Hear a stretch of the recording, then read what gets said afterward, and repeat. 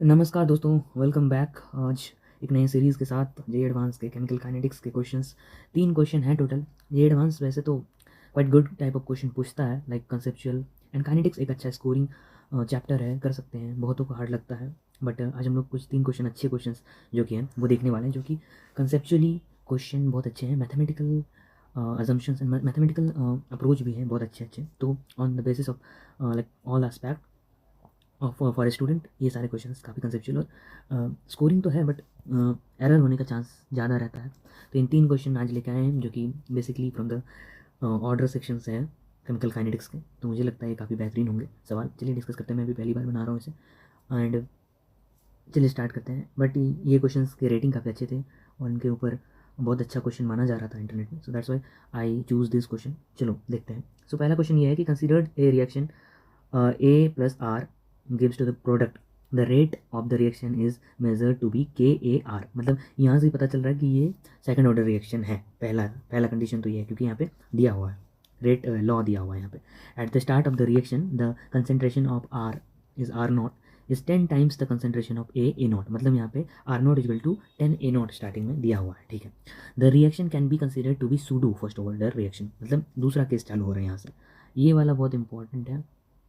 And दूसरा case चालू हो रहा है, उसमें बोला जा रहा है कि pseudo first order reaction assume किया जा रहा है। एजम्पशन ये लिया जा रहा है कि के आर मतलब concentration of R equal to हमारा यहाँ पे ये के डैश, ये pseudo first order rate constant है, जो कि एक्चुअल रेट कांस्टेंट से अलग है। एक्चुअली में रेट कांस्टेंट जो है सेकंड ऑर्डर रेट कांस्टेंट है, क्योंकि ये रिएक्शन सेकंड ऑर्डर है, क्योंकि यहाँ दिया हुआ है। Now due to the assumption the relative error in percentage in the rate where the reaction is 40% complete. अच्छा ठीक है, तो ये बेसिकली हो सकता है, बहुत ईजी टाइप का क्वेश्चन है, मुझे लगा ऐसा। सो ये परसेंटेज ऑफ एरर पूछ रहा है, थोड़ा मैथमेटिकल है, बाकी और कुछ नहीं। और ये शायद इंटीजर टाइप का क्वेश्चन है जी। के एंड के dash represent corresponding rate constant, ठीक है।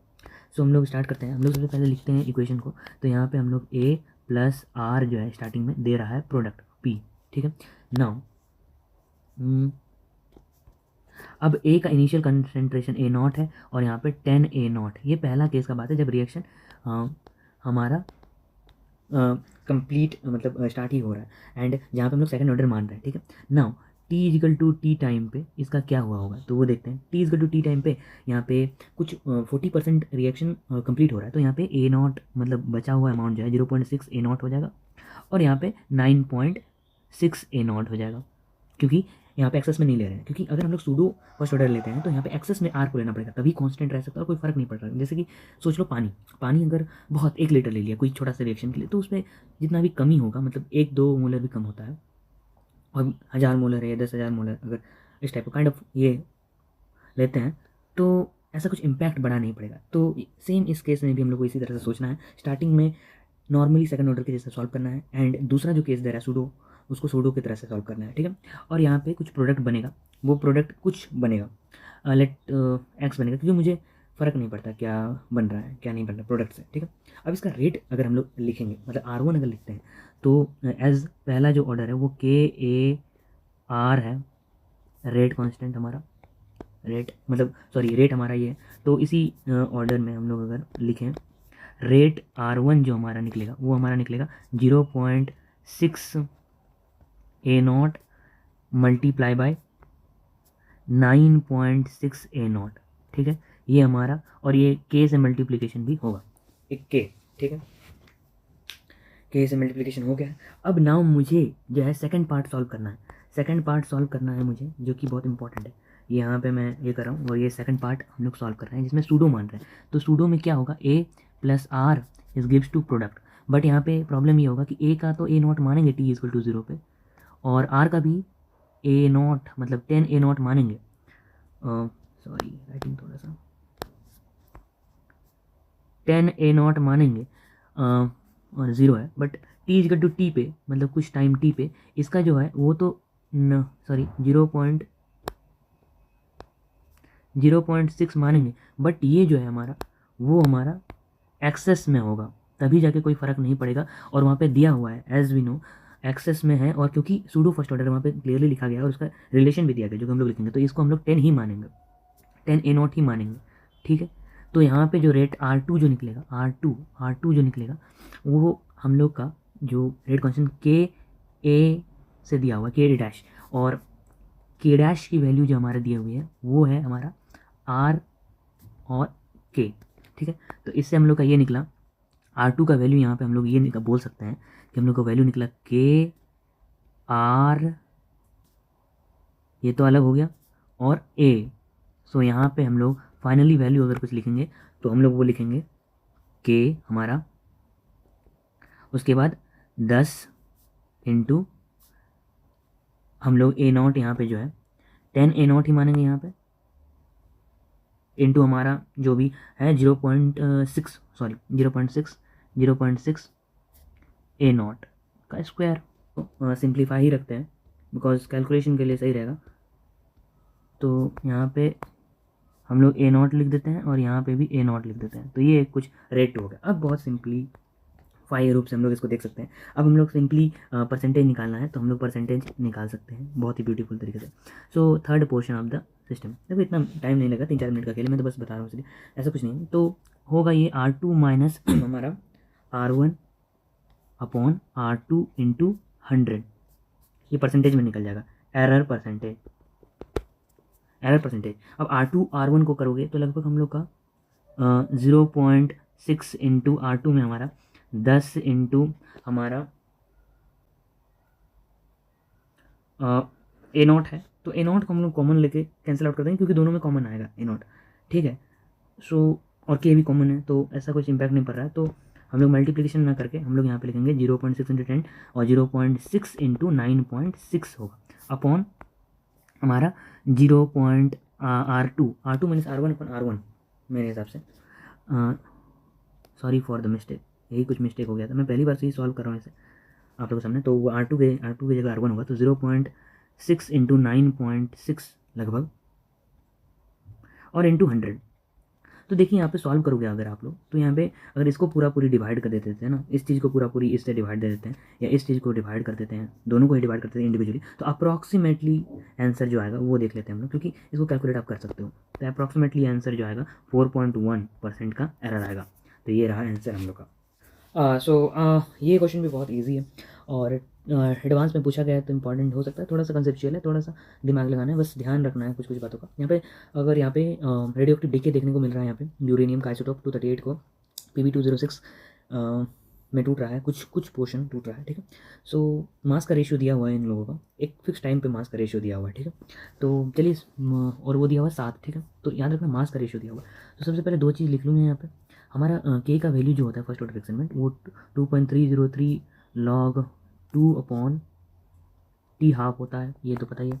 अब हम लोग यहाँ पे लिखते हैं कि यूरेनियम है U238, ठीक है, यू, और वो पहले पूरी है मतलब ए है, ठीक है, एट T=0। अब T=T टाइम में a माइनस एक्स हो रहा है और Pb जो है वो वहाँ पे x हो जा रहा है। अब इन दोनों का मास का रेशियो दिया हुआ है, ठीक है, मास का रेशियो साथ दिया हुआ है, तो मास का रेशियो है और ये मोल का है, यहाँ पे जो देख रहे हो आप लोग ये जो है कंसंट्रेशन या मोल का टर्म है, ठीक है। तो इसको फिर मास में कन्वर्ट करने के लिए मोलर मास से मल्टीप्लाई कर देंगे, ठीक है। So x upon a minus x is equal to 7, और ये मल्टीप्लिकेशन किस में होगा देख लो, Pb यूरेनियम 206 है, ठीक है, ओके, 206 और ये जो है 238 है यूरेनियम बचा हुआ, ठीक है, 238।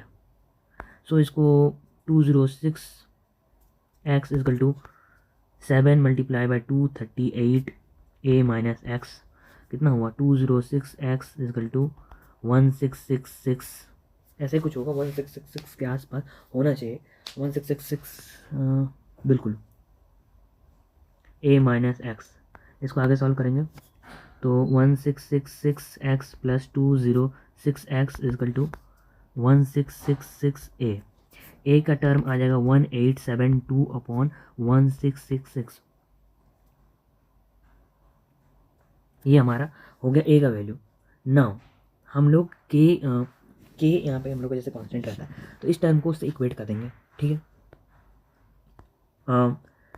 क्या कौन से टर्म को हम लोग के डैश जो मतलब इस चीज़ का है वो के मतलब फर्स्ट ऑर्डर डायरेक्शन में के तो सेम ही होगा, तो यहाँ पे जो हम लोग बात करेंगे वो है रिएक्शन की, सॉरी वो होगा हमारा 2.303 अपॉन टी ए जो हम लोग को चाहिए, मतलब p इंटू 10⁸ जो भी आंसर है, और उसके बाद log a upon a minus x. ठीक है, तो हम लोग सॉल्व करते हैं।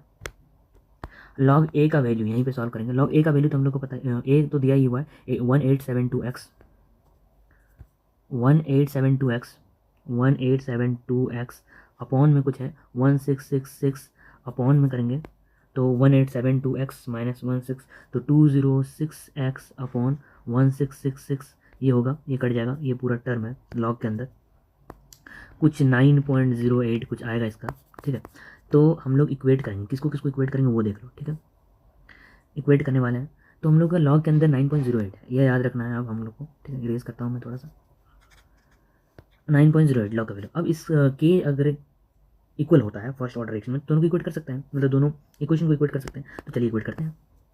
तो यहाँ पे 2.303 log 2 अपॉन टी हाफ की वैल्यू बाद में देखेंगे, t half is equal to 2.303 log 9 मान लेते हैं क्योंकि log 9.05 कुछ था 08 था अपॉन टी अपीयरेंस जो हमें चाहिए।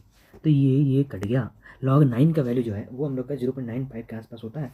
तो हम लोग का टी ए जो वैल्यू है टी हाफ इंटू 0.95 और log 2 नीचे आएगा तो उसका वैल्यू 0.3 आता है। तो टी हाफ की value 4.5 into 10⁻19 4.5 into 10⁻19 sorry actually it's +9 और 0.693 लेने को मिला है। सो इससे आंसर कुछ 143 इंटू 10⁸ आएगा। ठीक है, अब हम लोग का p की वैल्यू दिया हुआ है p इंटू 10⁸, तो 143 10⁸ और p की वैल्यू जो हमारा वो आ चुका है, p की वैल्यू हमारा हो जाएगा ये वाला value 143 is the answer. 143 is the answer, ये 143 इसका आंसर होगा। चलिए ये वाला क्वेश्चन भी सॉल्व हो गया लगभग। बढ़िया क्वेश्चन था, इजी क्वेश्चन था, बस ध्यान में ये रखना था कि जो हमारा रेशियो दिया हुआ है, मतलब जो हमारा रेशियो दिया हुआ है वो मास का रेशियो था, उसको मोलर मास से मल्टीप्लिकेशन करना होता तो मोल से मोलर मास निकल जाता। ठीक है, बढ़ते हैं नेक्स्ट क्वेश्चन की तरफ। सो गाइस इससे ज़्यादा इजी सवाल आपको एडवांस में तो शायद नहीं मिलेगा। ये मुझे मतलब एडवांस का मैनिपुलेशन को दिखाने के लिए बस मैंने ये क्वेश्चन लाया है। बहुत ज़्यादा मैनिपुलेटिंग क्वेश्चन है क्योंकि यहाँ पे फास्ट रिएक्शन 2 दिया हुआ है जिसमें से एक फास्ट रिएक्शन का यूज़ ही नहीं है यहाँ पे। सो किस तरह से कैसे हो रहा है वो सब चीज़ें, मैकेनिज्म वगैरह सब कुछ देखेंगे। एक्चुअली मैकेनिज्म दिया हुआ है और ये चीज़ हमें चाहिए, ये चीज़ का जो हमें रिएक्शन मतलब ऑर्डर चाहिए ये वाला रिएक्शन का। सो हमारे हिसाब से क्या होना चाहिए, इसका टर्म के फिर H2 है और इसके पावर n और फिर NO भी है, क्योंकि हम लोग को कुछ ऑर्डर तो पता नहीं है। NO भी है, इसके पावर कुछ y मान लेते हैं। ठीक है, इस फॉर्मेट में आना चाहिए हमारा, तब जाके ये होगा। तो पहला फास्ट इक्विलिब्रियम है और स्लो। अब हमें पता है कि स्लो रिएक्शन जो होता है रेट डिटरमाइनिंग स्टेप होता है। तो स्लो रिएक्शन में रेट डिटरमाइनिंग स्टेप का अगर हमें यहाँ पर रेट 1 लिखें तो हमारे पास क्या आ रहा है वो देखते हैं। वो हमारे पास आ रहा है K2H2 और यहाँ पे N2O2। अब एक चीज़ देखो बस, N2O2 का टर्म हमारे मेन रिएक्शन में है ही नहीं, तो इसे हमें कुछ करके ऐसा कुछ मैथमेटिकल चेंज करना पड़ेगा कि यहाँ पे N2O2 का टर्म चला जाए और NO का टर्म आ जाए। तो NO हम लोग को बेसिकली इस रिएक्शन जो फास्ट रिएक्शन में यहाँ पे जाना ही नहीं। क्यों? क्योंकि जो भी NO फॉर्म हो रहा है बेसिकली वो NO फॉर्म सिर्फ फर्स्ट वाली रिएक्शन के कारण हो रहा है, बैकवर्ड रिएक्शन, बाकी यहाँ पे सिर्फ टूट ही रहा है NO अगर आप लोग देखोगे तो। ठीक है, नाउ तीसरा वाला रिएक्शन, इसलिए फर्स्ट वाला रिएक्शन जो है केमिकल इक्विलिब्रियम का रिएक्शन, तो यहाँ पे एक ऑब्वियस सी बात है K आएगी, तो इस K का टर्म भी आएगा K1 अपॉन 1 ऐसा कुछ है टर्म। तो इसको किसके साथ इक्वेट किया जा सकता है, जैसे कि पता है N2O2 इक्विलिब्रियम कांस्टेंट है तो प्रोडक्ट अपॉन रिएक्टेंट और NO2। अब यहाँ पे कुछ ऐसे मैथमेटिकल मैनिपुलेशन करना पड़ेगा हमें।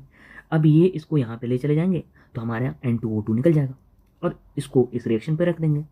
ठीक है, नाउ हम लोग यहाँ पे बेसिकली इस रिएक्शन को आगे बढ़ाते हैं, R1 को ही बढ़ाएंगे, K2 और मल्टीप्लिकेशन ऑफ H2 है, K2H2 का ये है। अब नाउ उसके बाद N2O2 की जगह पे हम लोग को क्या मिला, NO का स्क्वायर और हमारा एक बड़ा K। ठीक है, तो बड़ा K और छोटा K मिलके एक कांस्टेंट बन गया और H2NO का होल 2। अब देखो इस चीज़ से तो कोई फ़र्क नहीं पड़ रहा, इस चीज़ से कोई फ़र्क नहीं पड़ रहा क्योंकि ये बेसिकली कांस्टेंट हो जाएगा बाद में, जो कि इस टर्म पे ये वाला कांस्टेंट है उसी का वैल्यू है, ये के बड़ा के इंटू K2। नाउ यहाँ से ऑर्डर प्रॉपर्ली आप लोग देख ही सकते हो, ये 2 है ये 1 है, तो ऑर्डर जो हो जाएगा रिएक्शन का वो हो जाएगा 2 + 1 यानी थर्ड ऑर्डर रिएक्शन है, और इससे आंसर आ गया। तो आपको इसमें जाना ही नहीं था, पढ़ना ही नहीं था यहाँ का मैनिपुलेशन में, और इसी तरह ऑर्डर पूछा गया था, निकल गया। तो थैंक यू, आज के लिए इतना ही। 3 क्वेश्चन हम लोगों ने डिस्कस किया अच्छा खासा टाइम लेके। ऐसे क्वेश्चन हम लोग और डिस्कस कर लेंगे आगे आने वाले दिनों पर अलग अलग चैप्टर्स के, एडवांस में अच्छे अच्छे क्वेश्चन। चैनल को सब्सक्राइब कर देना इसी के लिए। और मैं अपने बारे में बता दूं तो मैं गौरव घोष, इंडिपेंडेंट रिसर्चर। मैंने कुछ दिन पहले अपना रिसर्च पब्लिश किया था IJERT और international organisation of physics IOP में, जो कि rotational correction for Newtonian gravity for extended body के ऊपर था। So that's my just introduction, ये बस आप लोग के लिए बताने के लिए कि मैं लेजिटिमेट सोर्स से इन्फॉर्मेशन लाता हूँ। एंड चलिए मिलते हैं दूसरे कोई एडवांस के कॉन्सेप्चुअल वीडियो पे। Thank you.